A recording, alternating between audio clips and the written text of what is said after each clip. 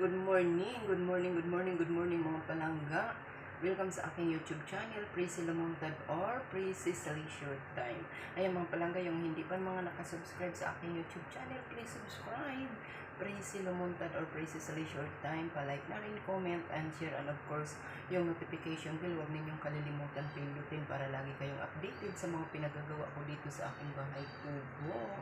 So ayan mga palangga, shout out ko lang for today's video ay ang ating ginawang pampainit ngayon sa ating tiyan. Hindi ako nagkape, kundi nagluto ako ng tabliya. Binigyan ako ng aking kapatid kay Kristo na kapitbahay ko rin dito. Binigyan ako ng 3 piraso na tabliya. Ito oh. Ang ganda. Ang bango. From Bohol.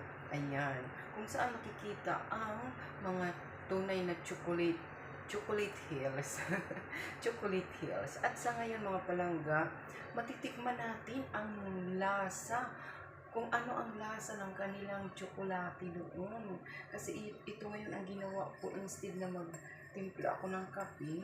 Sabi ko, ay may bigay pala ako dito na chocolate from Bohol. So, ito ang ginawa ko mga palangga. Sabi ko para matikman ko kung ano ang lasa ng kanilang tsokolate. So, ayan na nga po mga palangga. Ayan o, diba? O, sarap. Sarap yan. Mainit-init pa.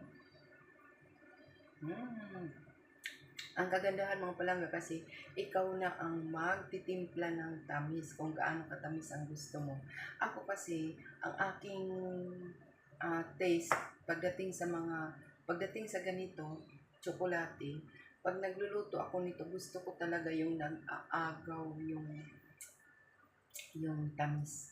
Pag tsokolate, matamis talaga ang gusto ko dyan. Kasi hindi mo naman ma-feel na tsokolate kapag matabang. Yun ang timpla ko mga palangga, sa akin lang yun. Pag nagagawa ako ng tabliya, yung kumakagat talaga yung tamis. Kasi doon ko na-feel na tsokolate nga itong iniinom ko. Tapos alam niyo mga palangga, masarap itong isabaw sa kanin. Tapos ang ulam mo ay tuyo or pritong isda. So ito ngayon ang ginagawa ko mga palangga. Naglalaga pa lang ako ng isang itlog. Kasi sabi ko, may bahaw dito, may kanin mo sobra kagabi, iyon ang gagawin kong almusal ngayon. Yun ang kakainin ko. Isasabaw ko itong tsokolate. So, ito pa yung aking niluluto na 1 pirasong itlog. Ayan. 1 piraso lang yan. So, sabi ko, mag-video muna tayo. So, ayan mga palangga. Ito nga, masarap. Marunong ako gumawa ng tabliya kasi mayroon na rin ako dito na i-post na video dito sa aking YouTube channel na naggagawa ako ng tabliya.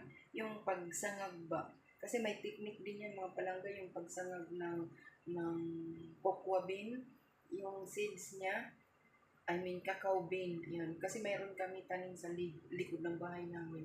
May technique din yun kasi pag nasobrahan din yan, masusunog at mapait. Hindi na masarap. At pag hindi naman siya luto, hindi rin maganda ang taste. Maganda yung tama lang talaga. Hindi naman hilaw, hindi naman sunog. Yun, kaya may technique yan. Yung nanay ko ang taga-check pag halimbawa, nung naggawa ako, tapos siya yung pag nagtanggal ng ipa, kasi yung mga balat niyan kailangan tanggalin hanggang sa malinis na, tapos ipinagiling namin. So, ayan mga palangga, nagdala ako dito noon. Nagdala ako dito sa Hong Kong tabliya. Binigyan ko sila, ang pinatikim ko. Gustong-gusto nila kasi nga, oo naman, organic talaga. Ang mga amo ko dito, puro organic ang kinakain nila. So, gustong-gusto nila. Kaya sabi ko, pag uwi ko uli, by next time, in God's grace, makauwi ako, magagawa uli ako ng tabliya. Tapos magdadala ako dito. Tapos nagdala ako noong bigas. 1 gatang dinala ko dito ng bigas. Gusto rin nila kasi nga organic ang ating mga tanim pa doon, lalo na sa amin sa probinsya. Sarili kasi namin, kaya walang mga chemical. So gusto nila, kaya sabi, oh, the rice is nice, sabi niya. It's firm. firm daw yung ano niya, yung taste niya, yung maganda. So nagustuhan nila, pati itong tsokolate. Naalala ni Sir noong bata pa daw siya, yun ang pinapainom sa kanya ng nanay niya. Pag pumupunta sila sa mga restaurant, ayun na tsokolate, na as in pure. Yun. So ayan mga palangga. Yan o, di ba? Masarap ang ating tsokolate. Sarap. 3 piraso ito. So, ito, mayroon pa tayo dito, dalawa. Dalawa pa matitira. So, ayan. Yan lang po mga palangga for today's video. Thank you. Thank you for watching. Salamat sa mga makapanood. At kung hindi ka pa dito nakasubscribe, subscribe mo. Sorry. I-subscribe mo na. Tapos, siyempre, pasyon na rin, comment. At saka, yung notification bell, huwag kalilimutan na pindutin. Ayan, yung notification bell dyan.